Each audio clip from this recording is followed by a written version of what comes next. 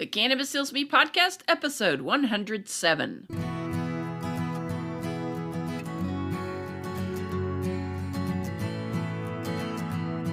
You're listening to the Cannabis Heals Me podcast, where we explore the real stories of real people who have discovered the profound healing properties of the cannabis plant in their own lives. Find more at cannabishealsme.com.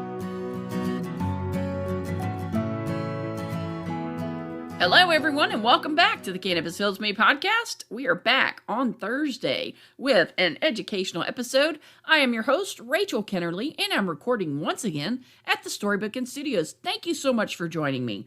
Hope you guys have had a great week so far. I hope you guys enjoyed Monday's episode. I thought Bridget had a great story for someone who moved to Colorado for the weather. Now she's using cannabis 100% for her medicine and is on no pharmaceutical medications for all the autoimmune disorders that she suffers with. If you have not listened to Monday's episode, you need to go back and do that. Go back and listen to episode 106. It's a great episode. If you missed episode 106, is it because you have not subscribed to the podcast? If you haven't done so, go ahead and do that right now while you're listening. You can go out, hit the subscribe button, and every new episode of the Cannabis Heals Me podcast will automatically download to the podcast app of your choice.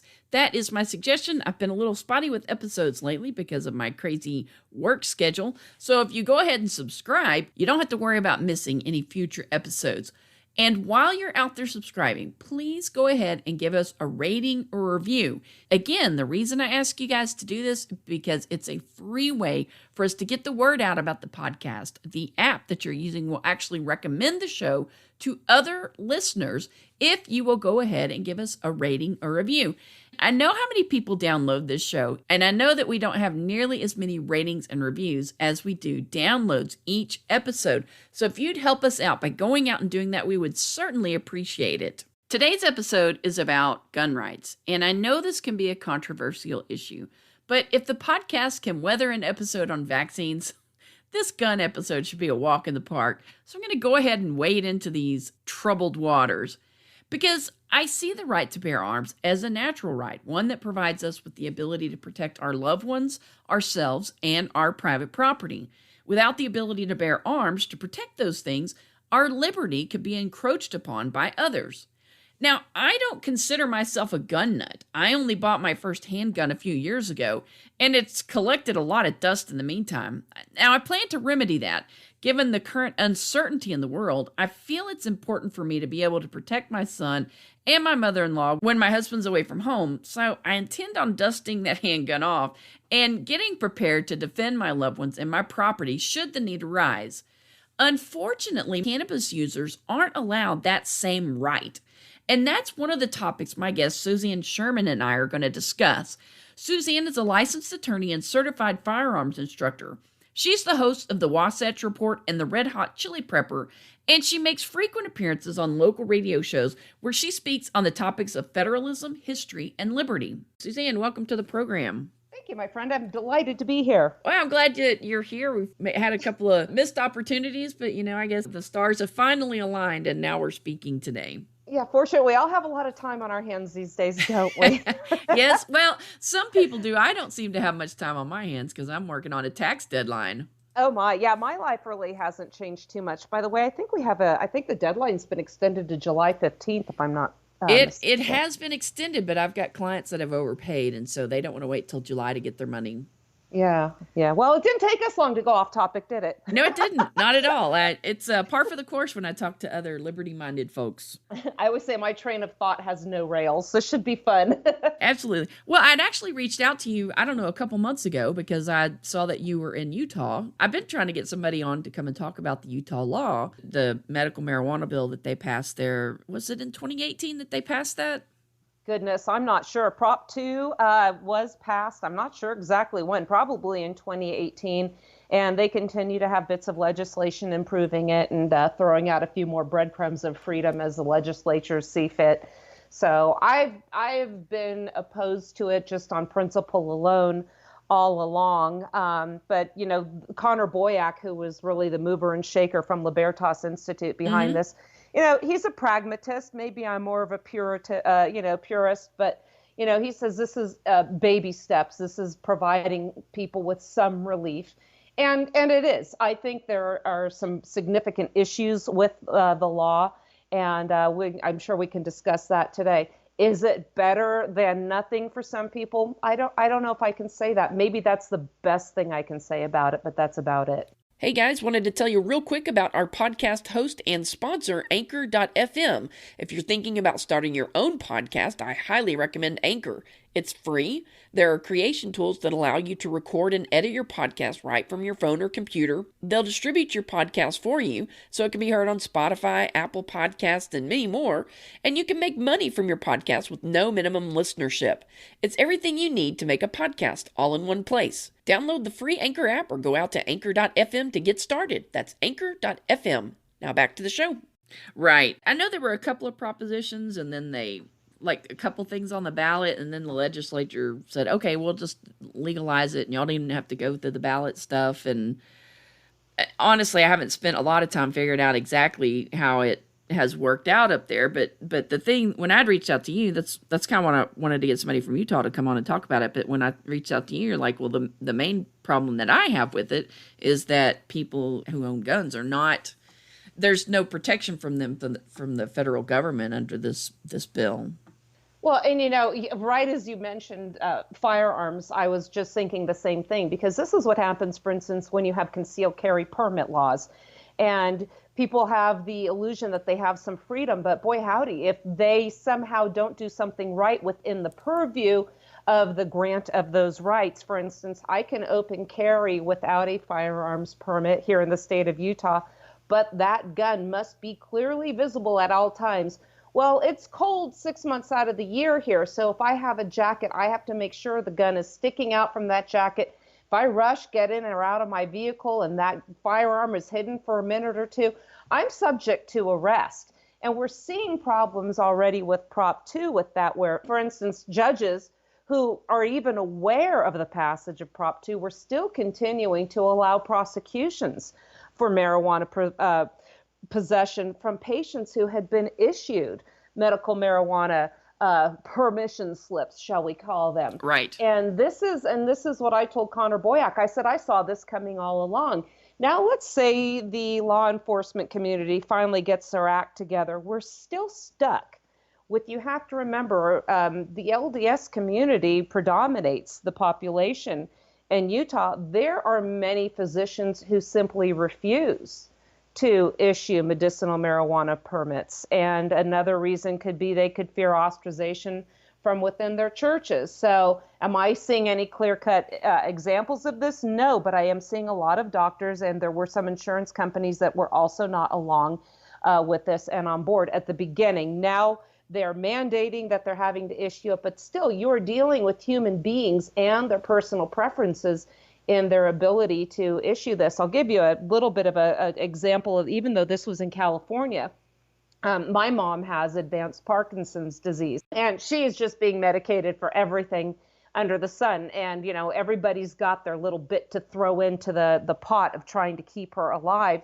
One thing I said, with all this anxiety and these tremors, why not try something that's not pharmaceutical? I mean, it's legal in the state of California, and this doctor has been for a long time. For some time, notwithstanding Prop 215. Now recreational use is legal. So there would be no problem with that. The doctor flat out refused to let her even try it. I said, can we please let her try this? She has significant anxiety with her caregivers certain times a day. This would just chill her right out. Mm-hmm. And they said no, because we don't know how it interacts with all the other poisons we're putting into her system. That's my word, not theirs. But they're literally poisoning her, and they could give her something like this, where the worst thing that would happen is it might not help her, but it certainly might have an opportunity to give her some relief. So we're seeing reticence from the medical community themselves even allowing this. And, the fear that my family members had was, look, if we try this and go against his wishes, they might not be able to find another neurologist. And it was very difficult to find one that would help her or treat her. I would say treat or see her, because I don't think they're helping. I think they're being very ineffective by having such closed minds. So that's really an issue. I think the medical community in and of themselves is the biggest obstacle to this as well. Yeah, it doesn't help that doctors are completely unaware and uneducated about the endocannabinoid system. Well, I don't know what that is either, but but I'm just a stupid lawyer. What do I know? So They didn't cover the that in lawyer school? no, no, they don't. They don't even cover the Constitution in lawyer school. I actually wrote an article about that, by the way, how they botched that, and that's why lawyers are so incredibly messed up on when it comes to issues of federalism and limited government with regards to the federal government. And I've written a couple articles on that. They were published by the 10th Amendment Center. And one of them, I called it Parchment and Plants, What Alcohol Prohibition Can Teach Us About the Drug War. And I think when we talk about, for instance, Prop 215, marijuana has been legalized in one form or another in 33 states as last time I counted in Washington, D.C. And that is blatant. This is nullification, pure and simple. So people that think that the states can't exercise their powers that they reserved pursuant to the 10th Amendment, what Thomas Jefferson, by the way, said was the heart and soul, the crux of the Constitution. We are seeing this. It can work. The federal government simply does not have the resources to thwart the will of these sovereign and independent states when it comes to marijuana or any other drug, but particularly marijuana. So we see the states getting away with this. And this is what people have to remember.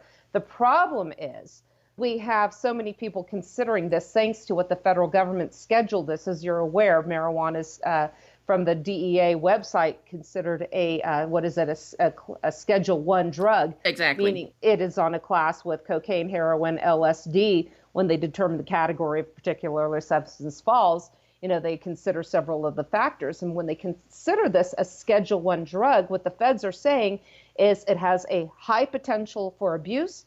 There are no accepted medical benefits, and it cannot be considered safe.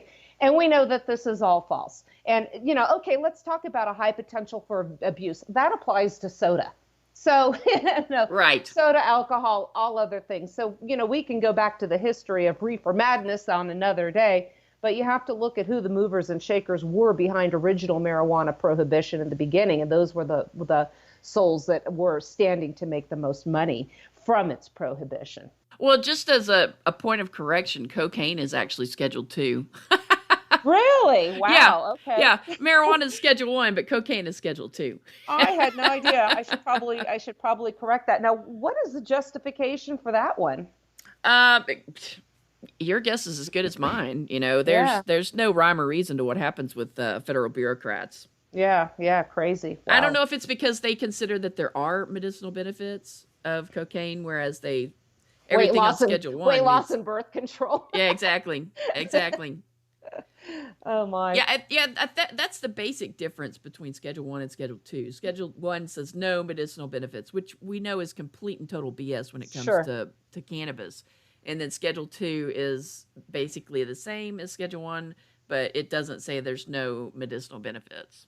Yeah, interesting. So we have to look at this as, the federal guidelines have been the biggest obstacle, thank goodness, which is being overcome, again, in the states to what they decide that they want to do with marijuana prohibition. But many people cite the Supremacy Clause, which is in Article 6 of the Constitution, Clause 2. But what they ignore is the caveat when they say the Constitution and the laws of the United States, the caveat being which shall be made in pursuance thereof, and all treaties made under the authority of the United States shall be the supreme law of the land. But again, the caveat is which shall be made in pursuance thereof. And if you look under Article 1, Section 8, where the states delegated enumerated, meaning exclusive to Congress powers, that substances are not there. It's simply not there. They don't have that power. The 10th Amendment thus becomes operative, which, as we know, says the power is not delegated to the United States by the Constitution or reserved to the states respectively or to the people. So what we know here, this is exclusively a state issue. And as you alluded to earlier, the issue with Proposition 2 in Utah, my concern from the very get-go, and I tried to raise this, was how the feds tie their, again, unlawful authority over marijuana to, again, their unlawful authority over firearms. And what I had pointed out, I said, look, if you want to purchase a firearm in the state of Utah, you have to fill out ATF Form 4473.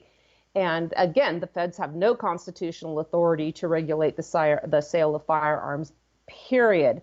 So what happens here is you have to fill out ATF Form 4473, and this is what that says. There's question 11, subsection C, and they ask prospective gun owners if they are unlawfully using any controlled substances. Well, okay, let's say you live in a state where you can either use it recreationally or medicinally, and you have your permission slip. So you can answer no. Well, then in bold letters is the following warning. The use or possession of marijuana remains unlawful under federal law. Check this out. Regardless of whether it has been legalized or decriminalized for medicinal or recreational purposes in the state where you reside. And this is a slap in the face to principles of federalism and state sovereignty. Mm-hmm. So my question to Connor was, what about people who purchase a firearm?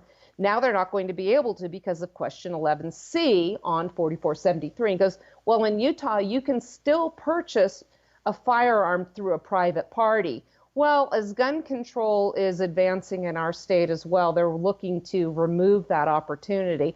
And not only that, I shouldn't have to be, if I were a medical marijuana user, I should not have to be denied my choice to do business with the local gun store here in my town of Colville. I want to support the small mom and pop businesses in my community. And I also shouldn't have to be forced to purchase from somebody I may or may not know. You can find guns on gun exchanges and that sort of thing.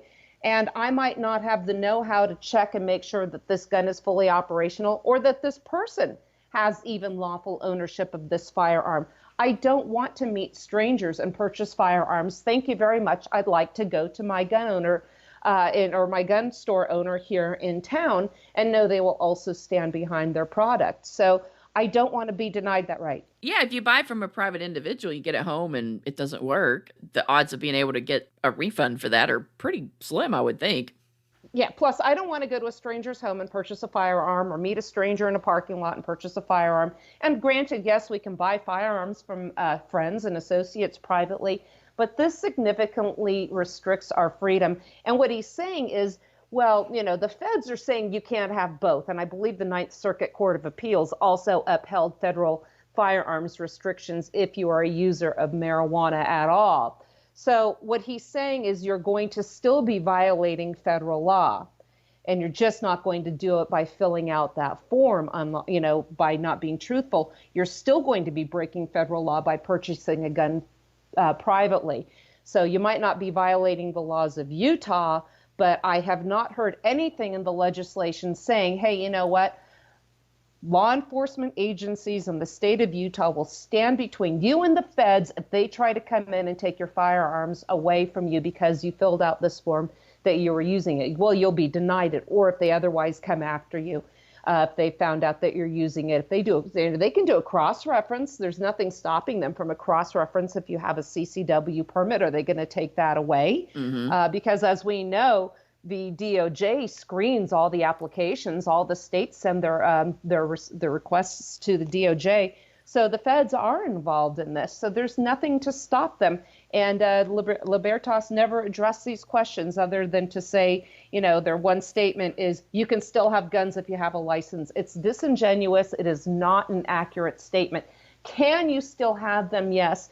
And I wrote an article also published by the 10th Amendment Center. It says the states need to step up and protect marijuana users from federal gun laws. Now, we're seeing some states saying that they will not allow state resources to be used to assist the feds, we call that commandeering, in prosecuting gun owners or taking away their firearms who are using marijuana, you know, legally or otherwise. They're not standing up for their sovereignty. I like to cite the case Gonzalez versus Raich, which went to the Supreme Court in 2004. Yeah. Angel Raich in California, I'm sure you're very familiar with that case. She was in excruciating pain. Marijuana was essentially making her life tolerable. And after the passage of Proposition 215 and signed into law in the state of California, sovereign and independent state, the feds came in, the DEA came in and took her plants and whatever else she had there out of her home. Now, who was also on the property when this was going down? The local sheriff's officers. Yeah. The SOs just stood by and let that happen. And this is what we need to see. We need proclamations by the governors, by law enforcement within the state saying, we will not tolerate federal agents coming into our states and usurping our decisions with regards to matters that were reserved to the states against our will and our decision-making processes. They're just saying, well, we won't use our resources, but nobody's saying we're going to stop the feds from, from pushing their will upon the states. Right. And a lot of that is probably, they get kickbacks from the feds. And so they're probably worried about messing in their own nest by standing up and opposing the federal government on this issue. Well, absolutely. What we see all the time is the feds, with the issuance of Pell Grants has been the destruction of federalism, where, the states might want to say, no, we're going to retain our rights. And then the feds will say, fine, we're not going to give you any money. And that's where they always capitulate, because nobody wants to give up the money on that regard. And that's what's really sad. So, when the states aren't going to give up the money, a case in point out here in Utah, there was a school district wanting to get out from under Common Core for the good of the children. We want the children. Now, this is what they said. We want the children to have a good education, and Common Core is not going to achieve those ends. So what did the feds say? Fine, you're just not getting money then. Then they said, well, we're going to have to stay because we want, all of a sudden now, we want the children to have the best education possible.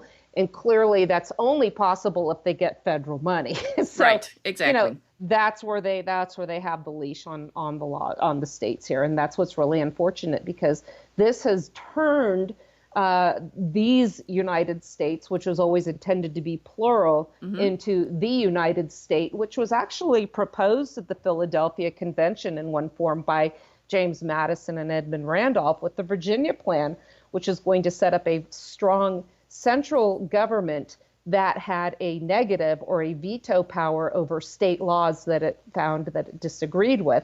And that was rejected outright. In fact, it almost caused the Philadelphia Convention to come to an early demise. Oh, so, if only. If I was just thinking the same thing, I thought, don't go there. It's not your show. You're going to turn people off. But I see you're as clear on self-destruction as I am. Well, So, this was rejected outright. So what we have now is, while we might not have Congress directly having the negative over state laws it finds repugnant, we clearly see the federal judiciary never hesitant to have that veto. So what we have is from the judiciary as opposed to the legislative branch. And then we also have it again with the withholding of grants. So we see the destruction of, again, the federal government, which is a government that has adequate resources with which to pursue its limited responsibilities, to a national government. And the two are sometimes confused, unfortunately, but the national government was rejected at the Philadelphia Convention. So we've come full circle and have what was rejected and what the states never consented to. And it's really causing a mess. You mentioned sharing. That brings up civil asset forfeiture, where, if you can be arrested if you have, too much cash in your car. I live on Interstate 80, which is the corridor, and you see the state troopers and Utah Highway Patrol everywhere out here. And if my neighbor actually works in the law enforcement offices out here, and she said, yeah, they get the drugs going east and then the money coming west. And it is a huge cash cow for these guys.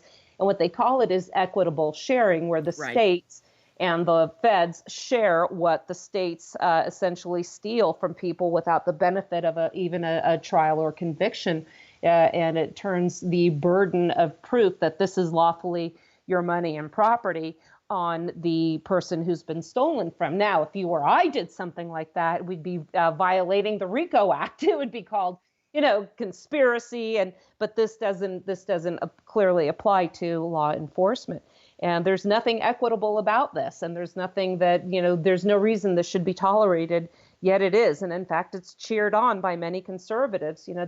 They complain about the Democrats and their big government And but Republicans, as I mentioned in this article, Parchment and Plants, they absolutely love their drug war. And the constitutional conservative Ted Cruz chastised the Obama administration for the declaration or the decree that they were not going to pursue, federal marijuana infringements, breaking that law, the violations of that. And again, Ted Cruz was known as the constitutional conservative, the originalist. And that's just a blatant disregard for federalism because, as I said, there's absolutely no lawful authority under the Constitution as ratified for the federal government to be even having the Controlled Substances Act. So this brings us back to Gonzalez versus Raich, where Antonin Scalia had said, Mr. Conservativity, or however you want to say that. Oh, don't get me started on that one. I've written a ton of articles on that guy. But, what he did was he actually used the Controlled Substances Act as opposed to the ratification records of the Constitution to justify the DEA's arrest of Angel Raish and the confiscation of her plants, because he said, I don't have the exact quote here, but when a government act is part of an existing program, then it is justified. So what they're going to do is justify the unlawful acts by basing it on an unconstitutional act, the Controlled Substances Act. You can actually read about that in Who Killed the Constitution. There's a great chapter on that. That's by Tom Woods and Kevin Gutzman. And they really get into detail. I think the chapter is called, Is There a Constitutional Obligation to Suffer? And I thought that was a brilliant way to state that. Do we, because of federal law, are we obligated to suffer when we can have a clear and non-addicting safe remedy for many people, the majority of people that are suffering from pain or anxiety? So many of them can find relief from this, and it's just such a travesty. I hope one day we will look back on this and recognize it as ridiculous as the Prohibition Act was. The difference being Prohibition was passed by an amendment to the Constitution, which, as we know, was repealed. Be that as it may, we still are not without the fallout from the Federal Prohibition Act, meaning all the gun control. The National Firearms Act of 1934, I believe it was passed as a result of the St. Valentine's Day Massacre. Again, once you make it profitable by having drugs on the black market, you're going to have the violence. You're going to be destroying families by putting people in cages, the people who could be otherwise earning a living. So, if doctors are out there pushing steroids and pushing all these medications on children, which, by the way, have the same effect on brains, such as methamphetamines, people consuming a plant are being put in cages for voluntarily interacting with each other and engaging in commerce that hurts nobody. And pushing this under the radar and making it unlawful again brings up the risk, which brings up the cash, which brings up the incentive to do this unlawfully, and we have violence and then feeding the prison system. I hope one day we look back and say, man, were they stupid back then.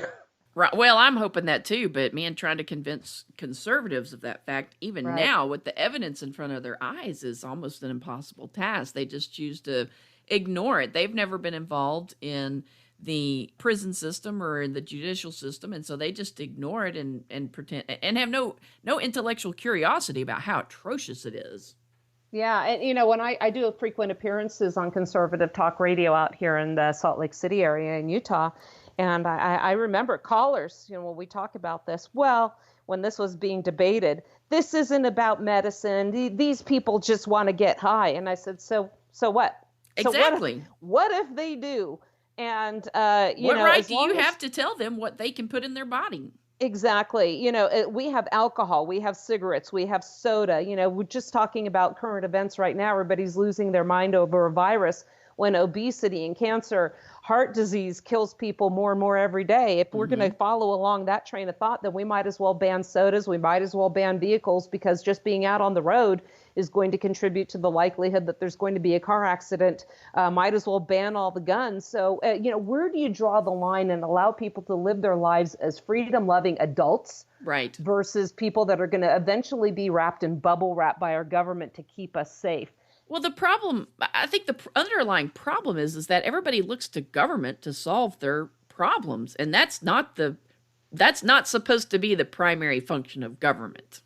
Right, particularly when they're the ones that caused the problems in the first place. Oh, we have a shortage of hospital beds. I wonder why that is. Maybe it has something to do with the certificate of needs that have to be filled out in some states if hospitals want to be built or add more beds. Yeah, wait, what do you mean we don't have home testing kits?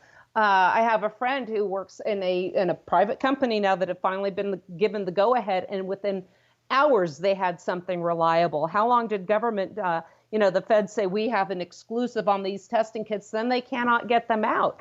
I have a hard time coming up with any example of, especially from a federal level, of them fixing any problem, particularly any problem that they're not responsible for causing in the first place. When we get back to the issue of marijuana, again, the people that were behind getting this, I'm sure you've discussed this on your show before, getting this banned were the ones that had the financial benefit from it. And these were people who were very powerful in industry and government. Well, us rank and file serfs at the time had no say in what was going on. And what we're seeing now is they were, with reefer madness and all the propaganda, subjected to such fear tactics. We're seeing the same thing happen today. Robert Higgs wrote a great book. What was it called? Neither Liberty nor Safety, I think it was called. And he talks about how governments love to use fear to get people to bring them into submission. And this is exactly what we're seeing today.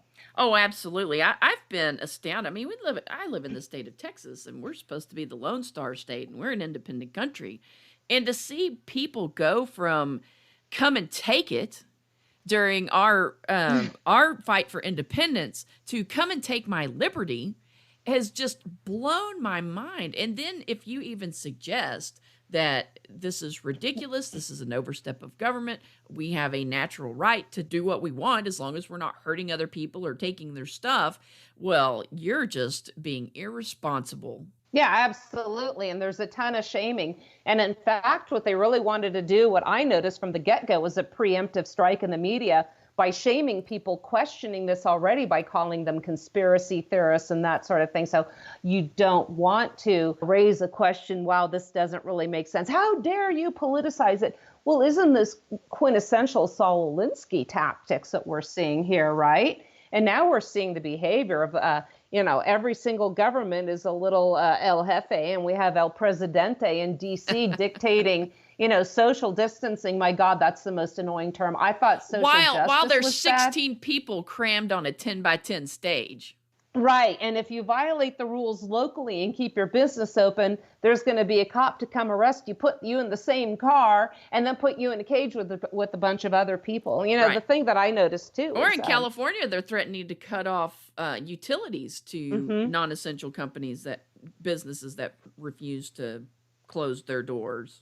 Yeah. So, we're seeing government overreach in every category. There's a great article I like to show people and discuss. I sure wish I had written it, but it's from the Burning Platform. It's called Mr. Sociopath Goes to Washington.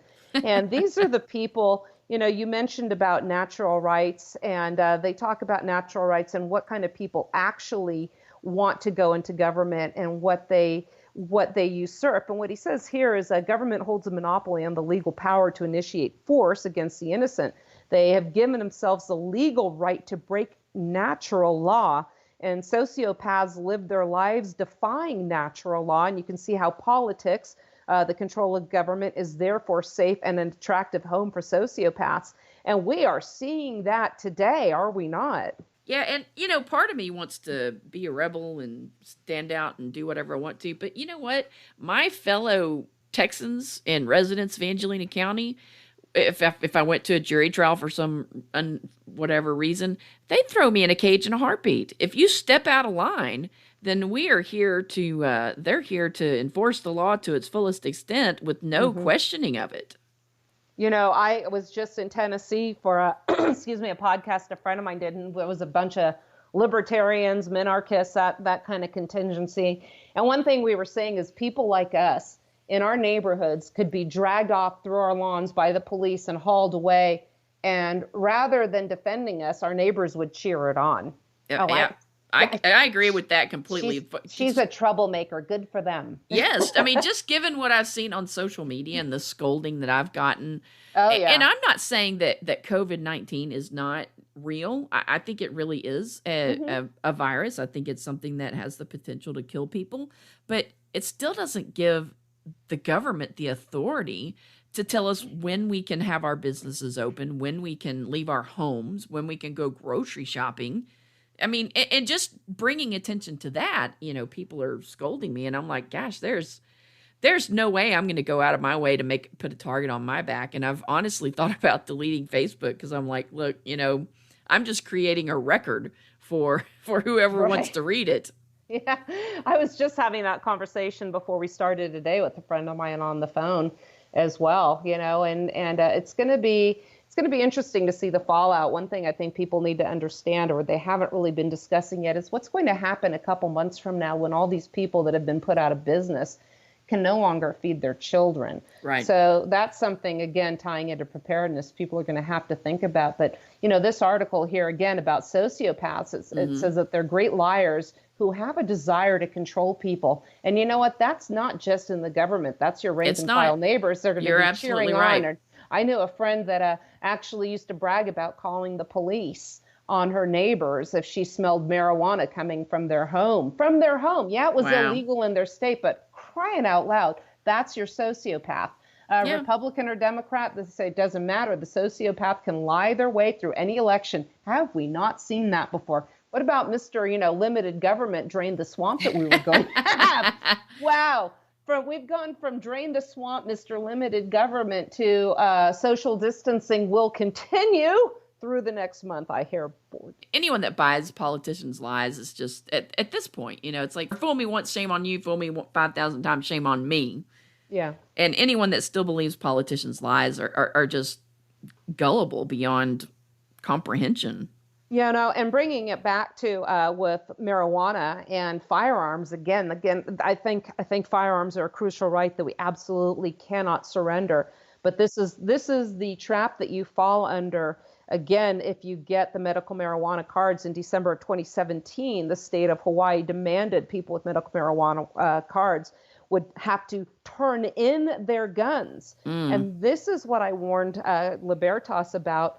As Utah's demographics are going to change, so will the nature of our elected officials here. Yeah. And there's nothing to say that eventually the same thing won't happen here. So what happens when you have, again, medicinal marijuana, you have 7, there were at the time, and I think they've increased it to, maybe 2 more dispensaries. Utah's huge. We measure everything out here in hours. That's distance. We measure it in hours. To have 7 dispensaries in this entire state makes it very burdensome for people to go there. Also, if somebody is so ill, because it was very limited to whom can actually qualify for this, that person, they said, is not going to be able to drive those distances in most cases to get their medicinal marijuana. So what that means is somebody can go get it for you. Well, if you look at 4473, even if you transport it to somebody else.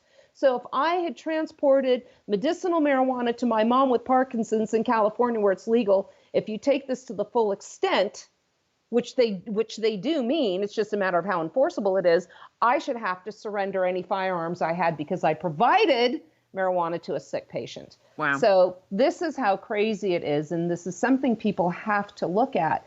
And again, if you are in Utah and if you are not within, I think it's 100 miles of a dispensary, you are allowed to grow your own. So this puts family members now who are already dealing with possibly either chronically or terminally ill family member in the unenviable position of now having how to learn how to grow and cultivate marijuana. Yeah, and for something, and for something called weed, it's a little picky. It's a little harder to grow than what one would assume that it is. Right. It's not as easy to grow as the dandelions on my lawn. I've never tried to grow it because I don't want to go through the time, effort, and expense. So, and not only that, but there are so many, as you know, different strains, different varieties for different ailments. And who's going to know? And so now let's say you've invested thousands of dollars in growing a strain that doesn't help you. Now do you have to start the whole process over again? There's no relief here. Otherwise, you can go to a dispensary. They're so helpful there. Tell them what's bothering you, and they will help you. You can try something else that doesn't work. This law, I think, in Utah is essentially worthless and probably causes more harm than it causes any benefits, especially because now what does it also create? A huge bureaucracy. So, it's crazy. For me, I don't even like the term legalization because that's still heavily regulated, heavily taxed. I think it should be, I use the example like tomatoes. If I want to grow them at home, give them to friends, sell them to friends, buy them from friends, I should be able to. If I choose to not do that and go to the store and purchase it, then I will. It's going to be, the quality will be more regulated at the store than it will at my home. This is called free enterprise. And as long as you're not hurting anybody, what's hurt people more? People engaging in commerce freely, non-violently, or government restricting it and making commerce that could be engaged in freely, calmly, and rationally inherently dangerous and often resulting in violence? Makes no sense. No, I agree with you completely. They push it to the black market, and it just makes it, you've got a sick person, and if you can go to a dispensary, typically that product has been tested. There's no pesticides, there's no mold on it. Whereas if you're buying it off the black market and you're a sick person, you don't know what the quality of what you're getting is, or if it's what they tell you that it is, that it really is that. I remember, back when I was in high school before electricity, the feds were, I think it was I don't remember if it was in Panama or wherever it was, but as part of because of the U.S. drug prohibitions, they were actually spraying the plants with a pesticide or an herbicide, I believe it was called paraquat.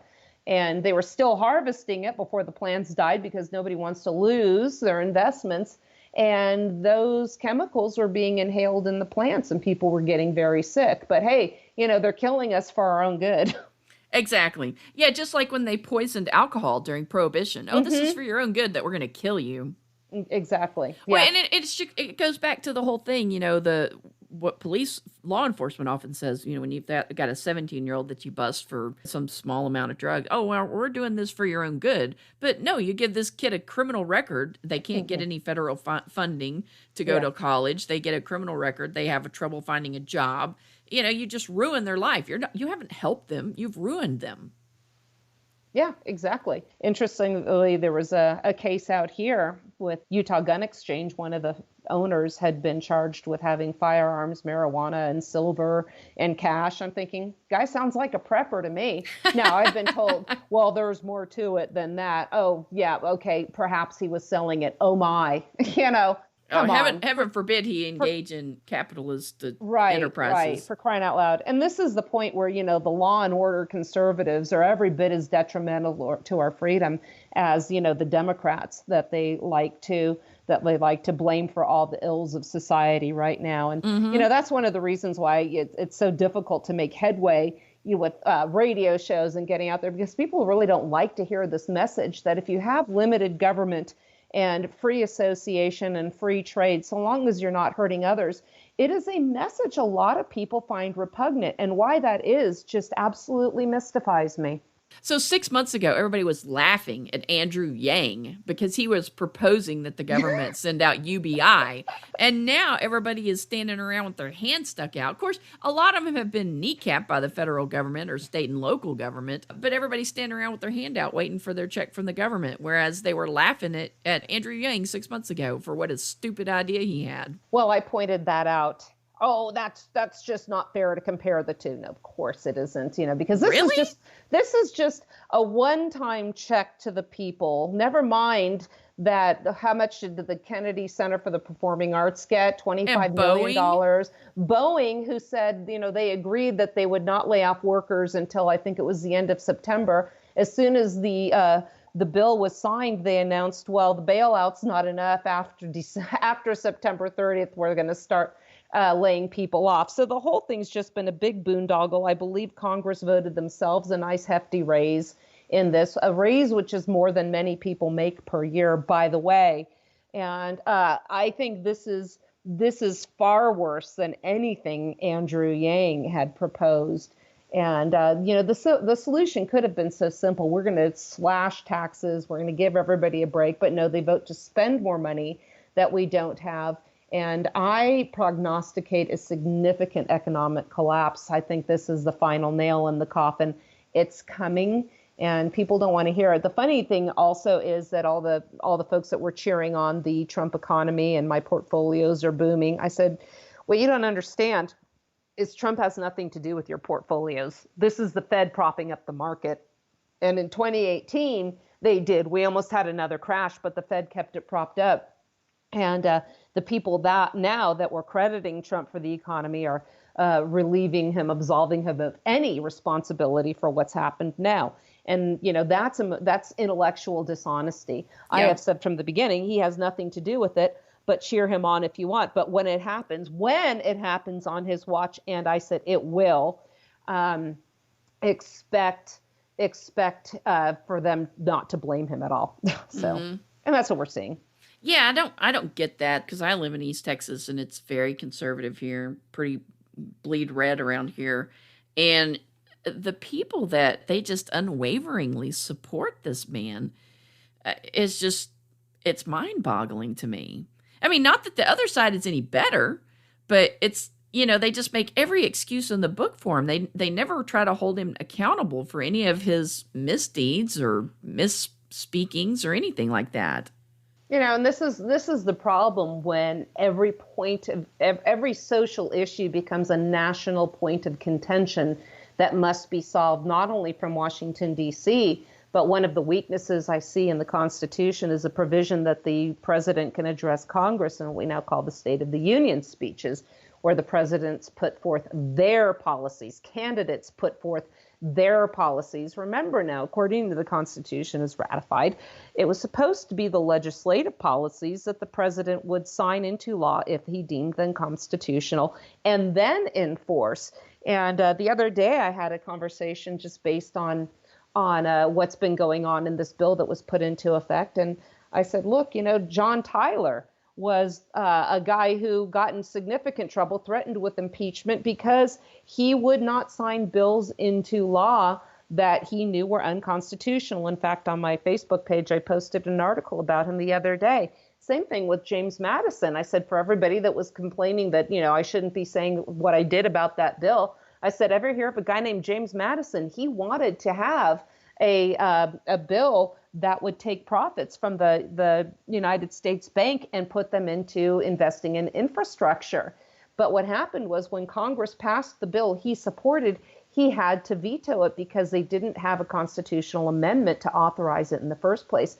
That is consistency, and that is intellectual honesty. And again, we just seem to make excuses because the guy we like is in office. If Obama had come across with this policy right now and talked about social distancing, these people cheering it on would be out of their minds. Yeah, I just don't get it. It's like, call a spade a spade. The guy he's a man, and every human being on earth is fallible. There's nothing wrong in admitting that, yeah, he was wrong, or, he shouldn't have signed this bill because it's just got a bunch of pork for cronies.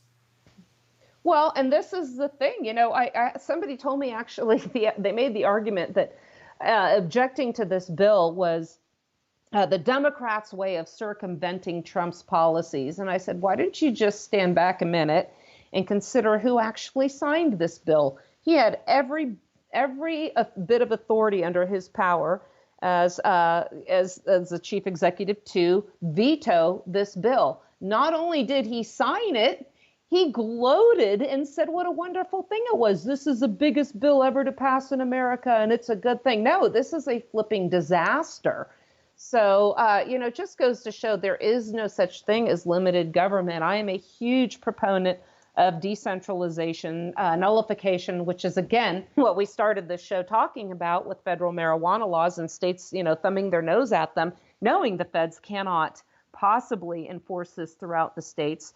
And, we're starting to see some nullification with regards to quarantine laws and such things. The states are telling Trump, no, you've gone too far. So again, my problem is even if you have decentralization away from Washington, D.C., what's so important about conversations such as this is it tells people, look, you have to consider what is the proper role of government. Are they supposed to be telling us when we can go outside, how close we can stand to each other, what kind of plants we can consume? You can get falling over, stupid drunk one night, go to work the next day, poorly perform your job, and a coworker of yours can be tested for marijuana who's performing fantastic on his job because that person's pain is managed at night and they get a full night's sleep, they get a dirty test and they lose their job.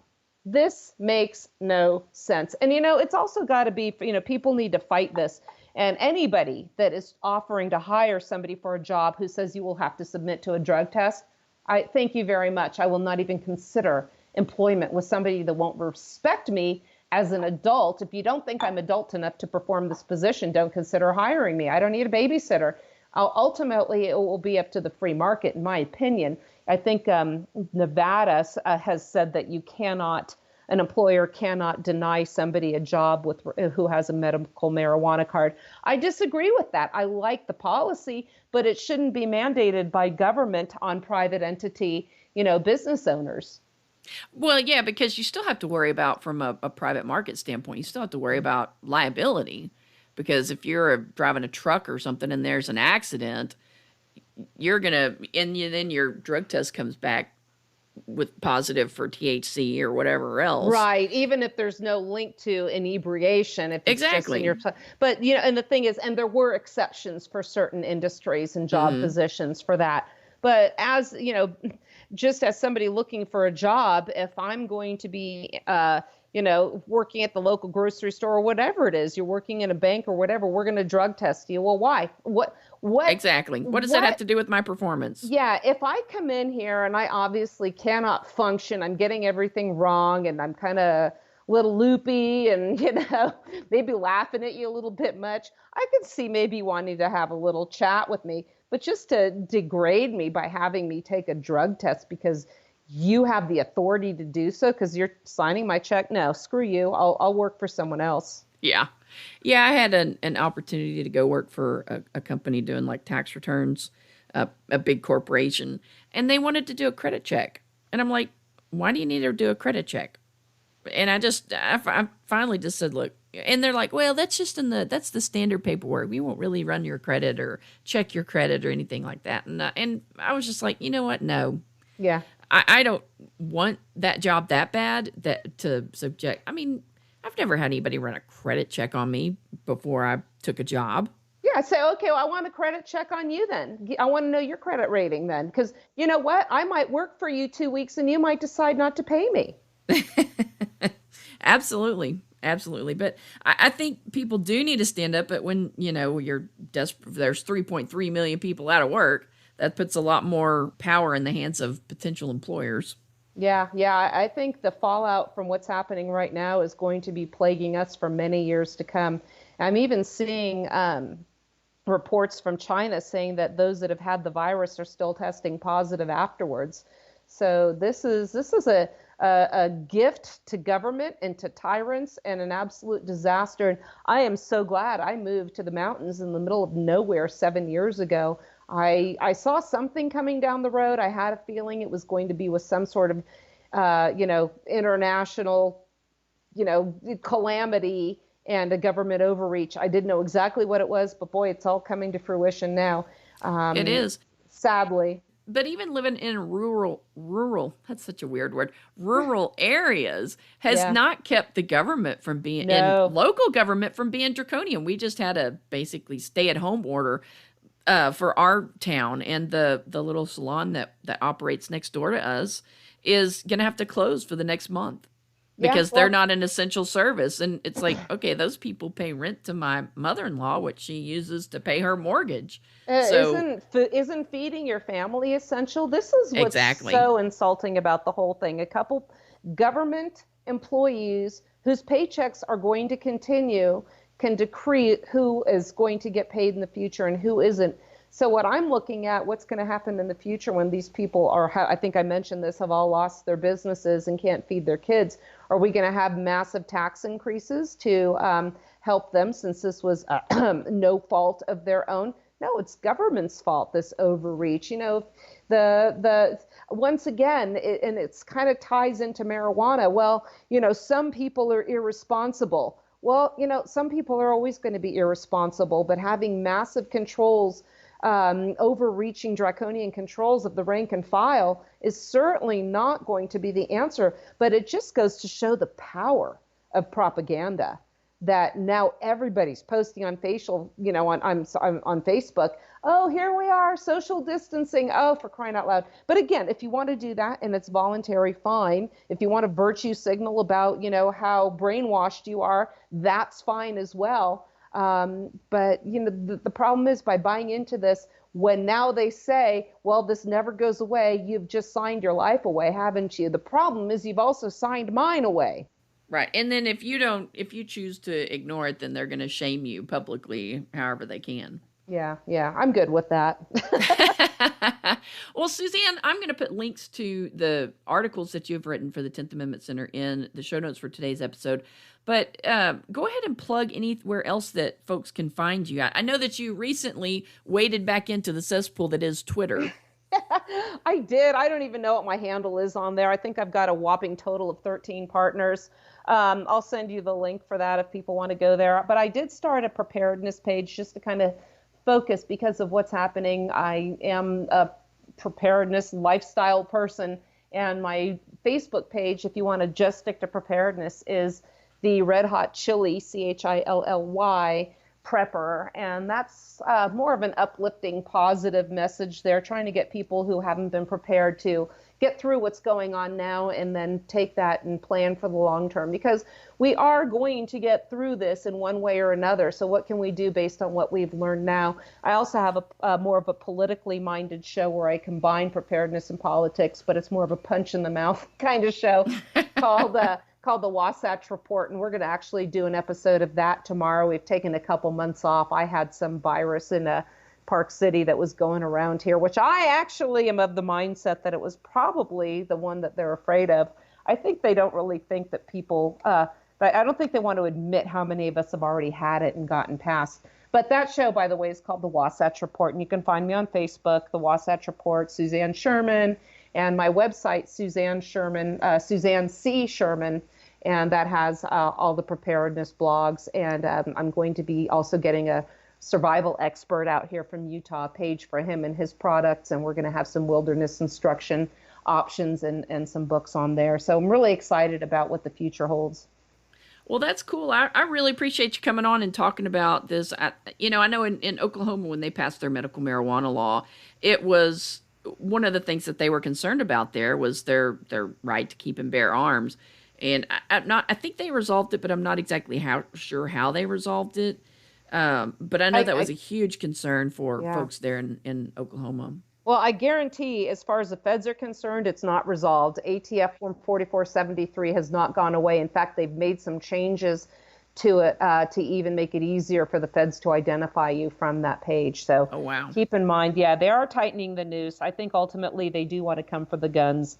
And, they're seeing, I think, what they can get away with in an emergency situation. Mm-hmm. And the response from the rank and file and not people like us has not been good for us, but very encouraging for them. And I really appreciate you. I really appreciate you having me on here. I so enjoyed it.